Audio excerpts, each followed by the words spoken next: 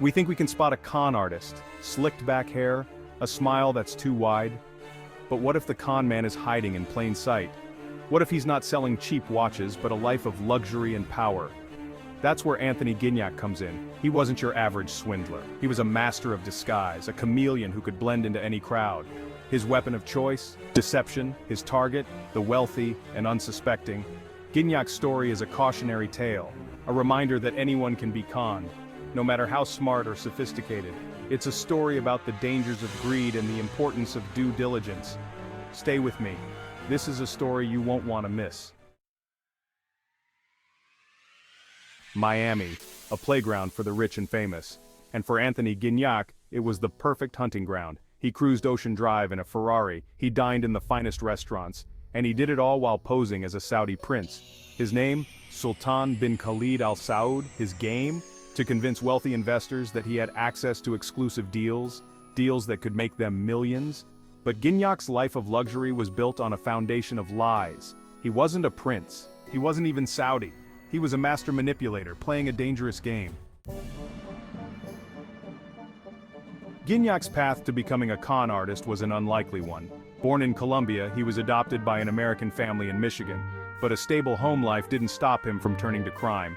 At a young age, he began forging checks and engaging in petty theft. His crimes escalated, landing him in and out of juvenile detention. It was clear that Gignac was a master manipulator, even at a young age.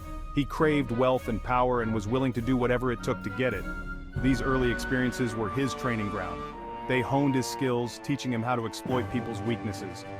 By the time he set his sights on Miami, he was ready to play in the big leagues.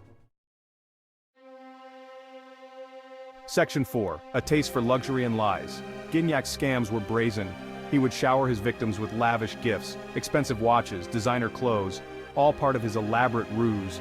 He knew that people are drawn to opulence, that the allure of wealth can cloud judgment, and he used that to his advantage. He would spin tales of his royal connections, promising access to exclusive investment opportunities that were too good to pass up. His victims, blinded by the promise of riches, failed to see the red flags. They didn't question his outlandish stories. They wanted to believe him. Section 5. The almost billion-dollar deal. By 2017, Gignac's scams had reached new heights. He set his sights on a massive prize, a stake in the Saudi Aramco oil giant. He convinced executives at a legitimate investment firm that he was a key player in the Saudi government. He boasted of his connections to the royal family. He even claimed to be involved in diplomatic negotiations.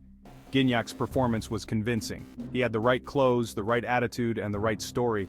He was on the verge of securing a deal worth hundreds of millions of dollars. But Gignac had flown too close to the sun. His web of lies was about to unravel. Section 6. Unmasking the Prince. Gignac's downfall began with a simple mistake. A misplaced Quran. A housekeeper, suspicious of his behavior, discovered it. This discovery raised red flags. It didn't add up for a devout Muslim prince. The hotel staff began to investigate. They contacted the authorities. The FBI launched an investigation. They quickly discovered that Gignac's story was a complete fabrication. He wasn't a prince. He wasn't even a Saudi citizen. He was a con man, living a lie. His elaborate scheme was exposed. His carefully constructed facade crumbled. The jig was up. Section 7. Behind Bars and Lessons Learned.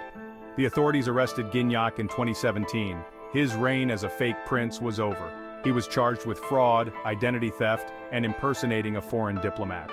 In 2019, Gignac was sentenced to 18 years in federal prison. The judge called him a master manipulator and a con man of epic proportions. Gignac's story is a reminder that appearances can be deceiving, that even the most convincing con artists can be exposed with a little bit of due diligence. Don't be blinded by the allure of wealth and power. Question everything, verify identities, do your research, don't become another victim.